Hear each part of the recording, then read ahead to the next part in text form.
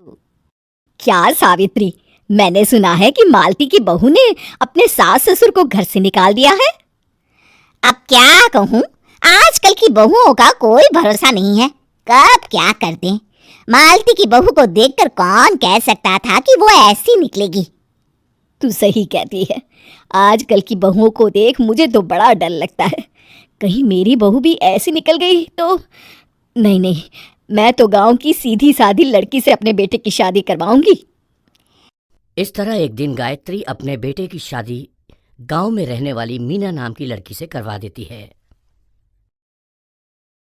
ये लीजिए माँ जी, आपके लिए गर्मा गर्म नाश्ता और चाय। अरे वाह बहू, सच कह रही हूँ, जब से तू इस घर में आई है मुझे तो बड़ा आराम है।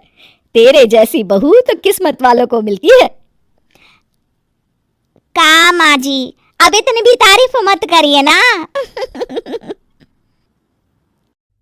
धीरे धीरे मीना गायत्री की चहेती बन जाती है और मीना भी गायत्री को कभी शिकायत का मौका नहीं देती थी। फिर एक दिन, ये ले बहू, आज मैं बाजार से तेरे लिए साड़ी लाई हूँ। साड़ी देखते ही मीना का मुंह लटक जाता है। का माँ जी, ये भी कोई साड़ी है? ना, मुझे तो बिल्कुल पसंद नहीं आई। अरे लाना ही था तो कोई अच्छी महंगी वाली साड़ी ले आती मेरे लिए।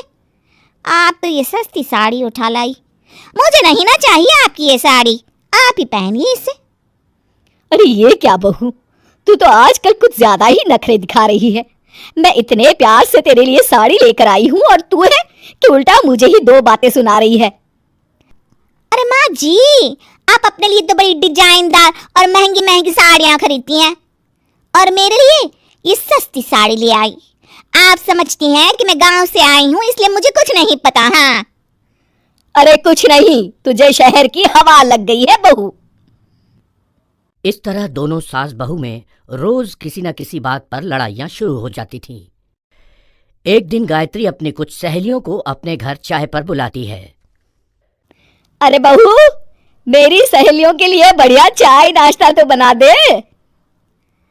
अरे माँ जी, अभी ना मेरे पास बिल्कुल भी समय नहीं है, मुझे ब्यूटी पार्लर जाना है। चाय नाश्ता आप ही बना लीजिए। हाँ, तू कब से ब्यूटी पार्लर जाने लगी है? शहर आए 2 दिन नहीं हुए और देखो महारानी के नखरे शुरू हो गए। बस भी करिए माँ जी, आपसे बहस करने के लिए मेरे पास ना बिल्कुल टाइम नहीं है। आपका क्या है, आप समझती हैं कि मैं गांव से आई हूँ तो मुझे कुछ नहीं आता, और आप जो रोज रोज मुझसे मेहमान नवाजी करवाती रहती हैं नौकरानी की तरह।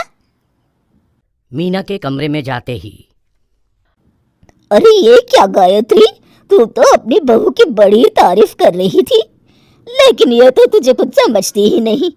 भाई मुझे तो लग रहा था कि तेरी बहू गांव की है तो सीधी सादी होगी, लेकिन इसने तो शहरी बहुओं को भी मात कर दिया। हाँ। अपनी सहेलियों के सामने अपनी बेइज्जती होते देख गायत्री आग बबूला हो जाती है। अरे क्या शहर और क्या गांव, मेरी तो किस्मत ही फूटी थी जो मैं इसे बहू बना के ले आई। भगवान जाने आगे और क्या क्या करेगी। अब तो मुझे कुछ ठीक नहीं लगता। तू जरा संभल के रहना, कहीं मालती की तरह तेरा भी हाल बेहाल ना हो जाए। अच्छा, अब हम चलते हैं। अपनी सहेली की बातें सुनकर गायत्री थोड़ी घबरा जाती है। अरे ये सुशीला क्या बोलकर चली गई, कहीं इसकी बात सच ना निकल जाए। दूसरी तरफ मीना सारी बातें सुन लेती है। अगले दिन से गायत्री अपनी बहू से कोई काम करवाने से पहले 10 बार सोचती थी। ज्यादातर काम वो खुद ही कर लेती थी। अचानक अपनी सास में आए इस बदलाव को देख मीना, लाइए ना माँ जी, मैं कर देती हूँ ना काम। एक बात पूछूं माँ जी, आजकल ना आप बड़ी चुप चुप सी रहती हैं, और अब मुझसे झगड़ना तो दूर, मुझसे खुल के बात तक नहीं करती आप। कुछ नहीं बहू, ऐसे ही। मीना अपनी सास की मंशा भांप जाती है और मुस्कुराते हुए कहती है, अरे माँ जी, चिंता मत करिए, मैं आपको घर से नहीं ना निकालने वाली।